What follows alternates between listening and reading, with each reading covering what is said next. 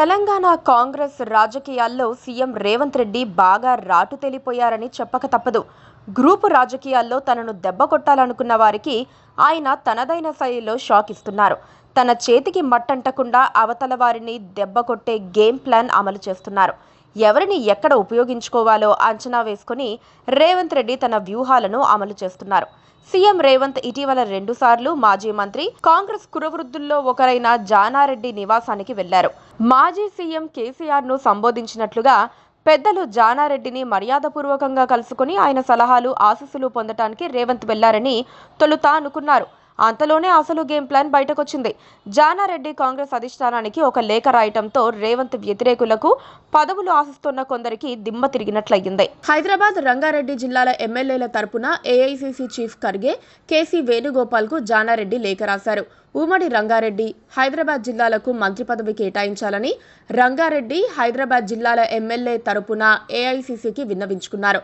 ఈ 2 జిల్లాలకు మంత్రి పదవి ఇవ్వటం ద్వారా పార్టీకి లాభమని లేఖలో జానారెడ్డి పేర్కొన్నారు.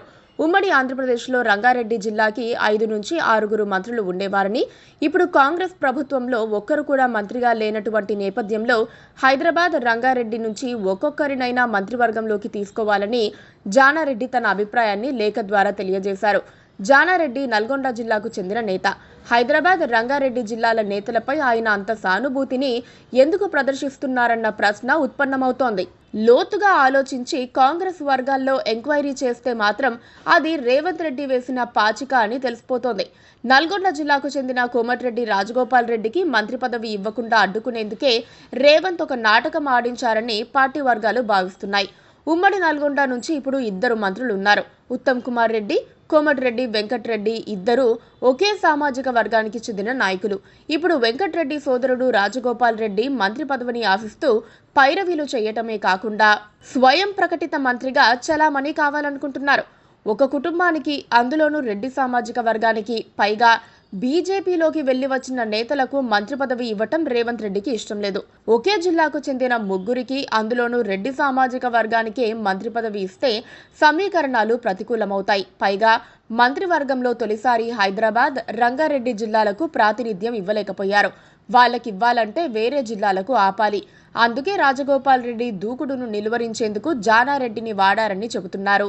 మరోపక్క నల్గొండ రెడ్డి రాజకీయంలో కోమటిరెడ్డి బ్రదర్స్ ను నిలువరించాలంటే జానారెడ్డిని ఉసుగొల్పాలని రేవంత్ రెడ్డి డిసైడ్ అయ్యారు. జానారెడ్డి 2 కొడుకుల్లో ఒకరు ఎంపీ, మరొకరు ఎమ్మెల్యేగా ఉన్నారు.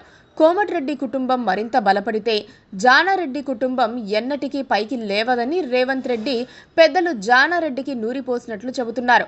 ఏదేమైనా రేవంత్ కరెక్ట్ గేమ్ ప్లాన్ అమలు చేశారా లేదా అన్నది త్వరలో తెలుస్తుంది. Please subscribe to KTV Telugu. KTV Telugu. KTV Telugu. KTV Telugu channel.